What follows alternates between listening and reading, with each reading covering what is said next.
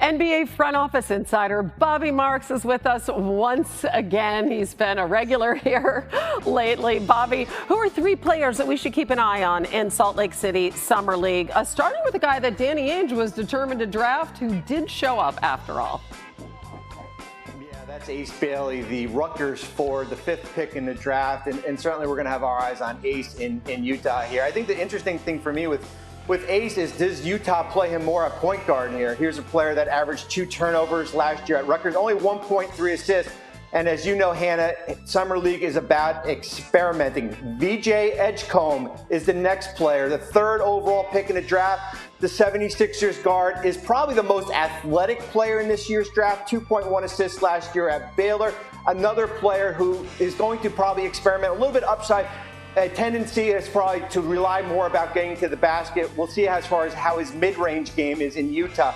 And then the third player here, America is going to get introduced to Nikola Topic, the 12th pick in the 2024 draft, courtesy of, guess what, the Oklahoma City Thunder, right? We haven't seen Topic in a year. He's been recovering from an ACL injury. I talked to one scout. They said if he was in this year's draft, he could potentially have been a top 5 pick.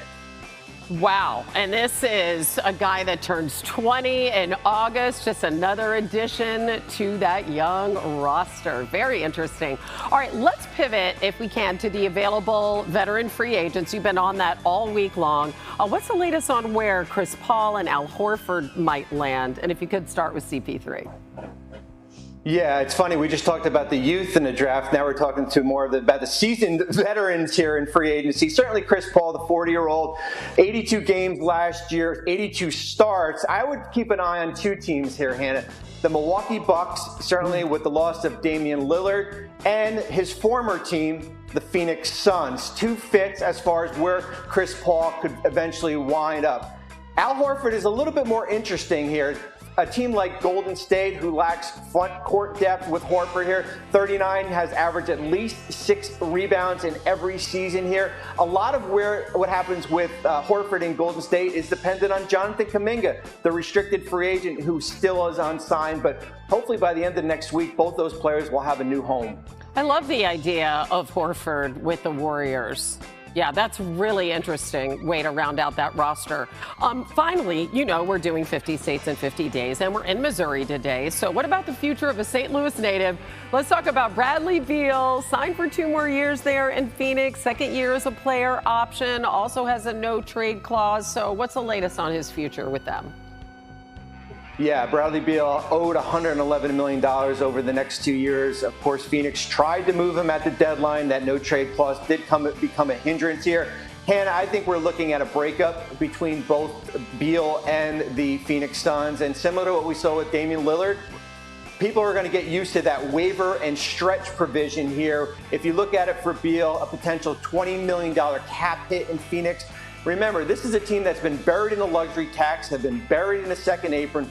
By reducing that Beal number, they get out of both of those numbers, could save them potentially $200 million. Wow, and talk about a return on investment. If you look back at the last 6 seasons for Bradley Beal, he's never played more than 60 games. Bobby Marks, we appreciate it. On ESPN. Philly will get their first look at 3rd overall pick VJ Edgecombe, a 2-way player that averaged 15 points per game and set a Baylor freshman record with 68 steals last season. Whether or not he wants to, Ace Bailey will be making his summer league debut for the Jazz.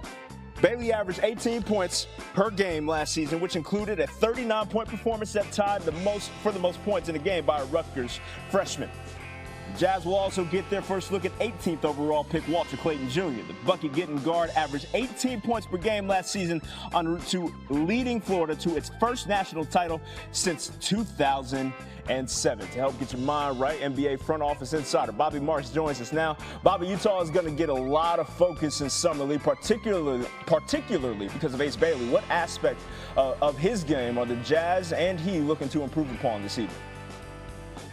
Well, I call him the master of the mid-range, but that also is his Achilles here. And I think when you look at the overall body of work of Ace Bailey and what we could expect in Utah, here's 3 things that I'm looking forward for him to do. The ability to get to the rim and finish with contact. shot less than 50% of his layups as far as getting to the rim. What does Utah do with him as a playmaker here? Roughly over 1.3 assists per game, 2 turnovers per game at Rutgers, and then a shot creator. He has the canny of making the tough shot, but also taking the tough shots here. So Summer League is a little bit of a trial and error, but certainly the ability to become a playmaker during these couple games in Utah is something I'm going to keep an eye on. This is the time I imagine that they want him to make the mistakes if necessary. Now, today could also feature someone that you're saying is, quote, probably the best athlete in this year's draft, and it's not Cooper Flag. Who could that possibly be, Bobby? Well, it's Sixers VJ Edgecombe, and I think what you saw last year at Baylor, the ability to play defense, roughly 2.1 steals per game at Baylor last year. He's ready to come and play NBA minutes right now. Now it's the offensively that I'm going to keep an eye on over these next couple games, and certainly during the Las Vegas Summer League. Shot roughly 33% on his pull-up jumpers last year. Like Bailey, had trouble finishing at the rim, 49% field goal here, but certainly defensively, he's as good as it gets as a player coming out of this year's draft. Again, you can see VJ in action this evening, 9 p.m. Eastern on ESPN Summer League action in Salt Lake City. Now, LeBron James is well beyond his Summer League days, Bobby, but still finds himself at the forefront of the news cycle regarding his future in LA. How realistic is it that the Lakers can go out and get more help for both him and Luka?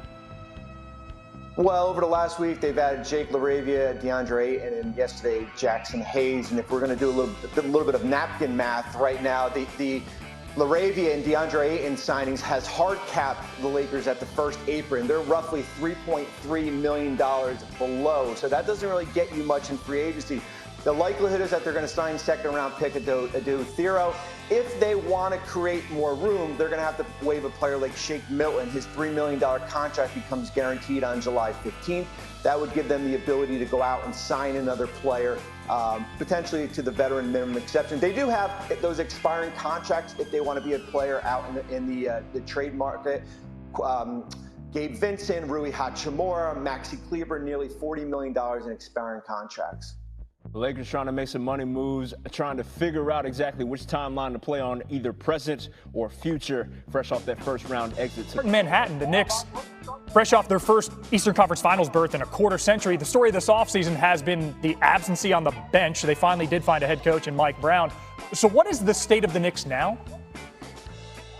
Well, it's NBA Finals or bust here. Certainly when you go to an Eastern Conference Finals this past year and then you go fire your head coach in Tom Thibodeau, I think where you look at them in the Eastern Conference, they're like the last man standing, them in Cleveland, with all these teams with injuries in Indiana and Milwaukee and Boston. Certainly you return your starting five, including Jalen Brunson and Karl Anthony Towns. You have your 2 top bench players in Mitchell Robinson and Deuce McBride. And then, as you mentioned, you go out and get Jordan Clarkson and Gershon Yabusele to strengthen your bench, and, of course, the addition of Mike Brown. So if you're in New York, getting to an NBA Finals is the end goal, right? It's not Eastern Conference Finals. It's getting to an NBA Finals. Let's cross the Brooklyn Bridge. Expectations perhaps a little more modest for the Nets. They just made a record 5 first-round draft picks last week. Bobby, when you look at what they're building at Barclays Center, how do you assess the state of the Nets? Yeah, player development 101. They're almost like the Western Conference version of the Oklahoma City Thunder. However, they have a couple things that Oklahoma City doesn't have, including the player aspect like Shai Gilgeous-Alexander. But they went the unprecedented route, 5 first-round picks in this year's draft. Nobody has ever done that in the NBA history, certainly led by a player like Danny Wolf, who was the last of those 5 players.